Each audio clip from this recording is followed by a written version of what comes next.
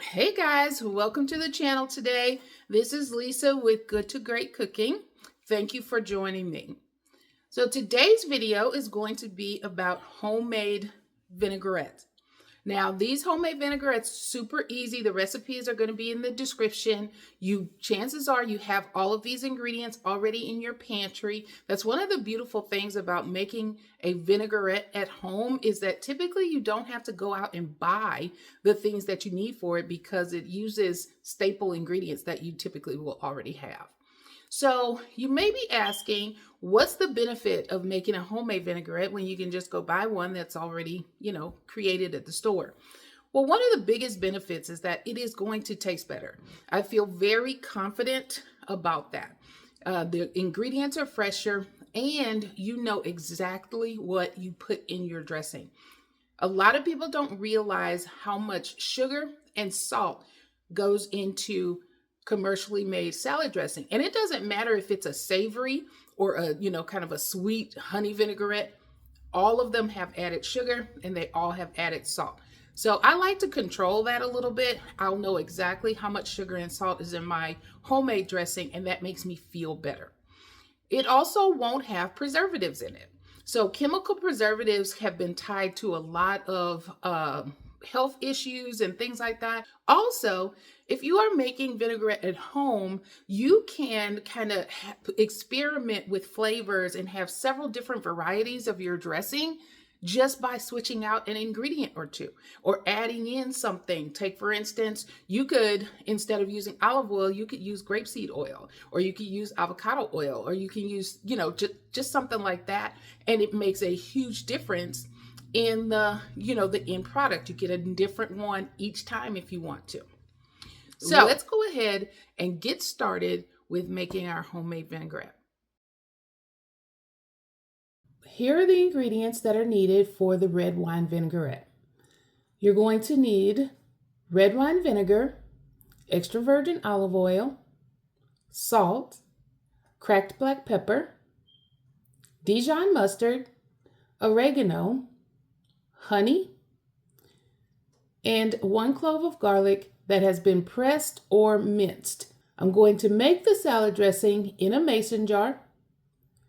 I love to use mason jars for salad dressings, especially because you can mix everything in there, shake it in there, and use that to store it in the refrigerator.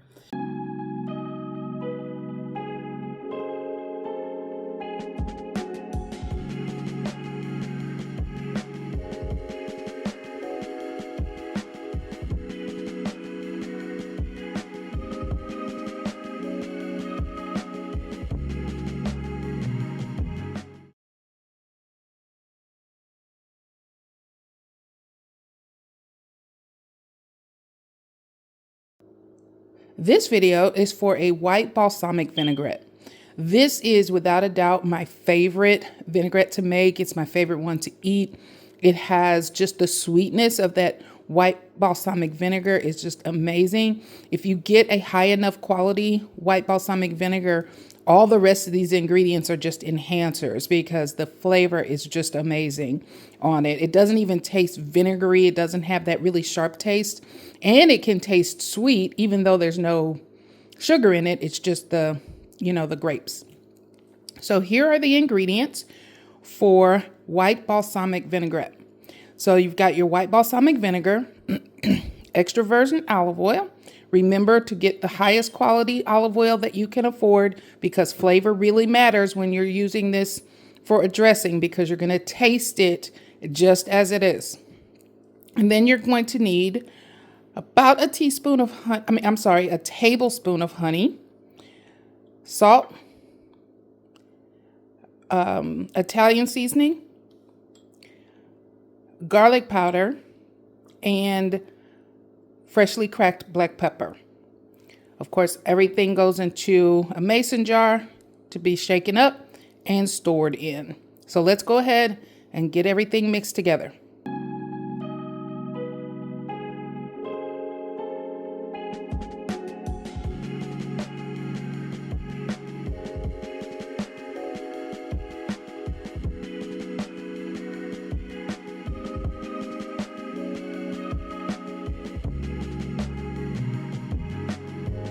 Here you have your homemade white balsamic vinaigrette.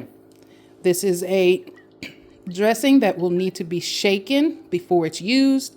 As with all of my other dressings, I like to refrigerate them at least a couple of hours before use. They will probably stay good in the refrigerator for a couple of weeks. It won't last that long because I eat salads quite often, and this is my favorite salad dressing to have.